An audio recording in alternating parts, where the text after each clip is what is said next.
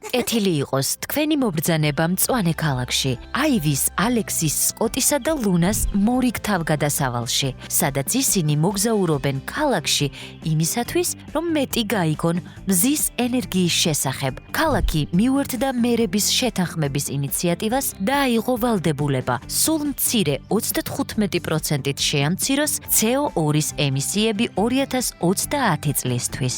დღეს სკოტს თან აქვს გარე აკუმულატორი, რომ თავისი მეგობრების მოწყობილობები დატენოს. თვითონ გარე აკუმულატორს პაწაწინა მზის პანელი აქვს, რომელიც იტენება გარეთ სიარულის დროს.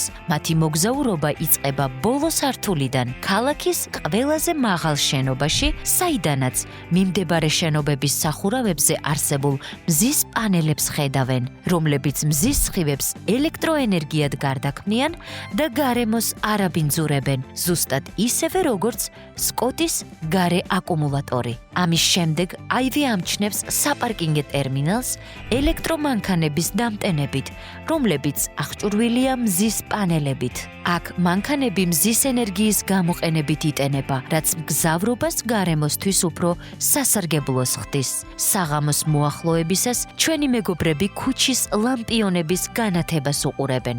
ლუნა გაოგნებულია, რომ ეს ჭკვიანი მზის ენერგიაზე მომუშავე ლამპიონები დღის განმავლობაში აგროვებენ მზის ენერგიას, რომ ღამე აინთონ. მეგობრები განცვიფრებულები არიან იმით, თუ რამდენი ელექტროენერგიის წარმოება შეიძლება მზის სინათლისგან და რამდენად სუფთაა ეს ენერგია.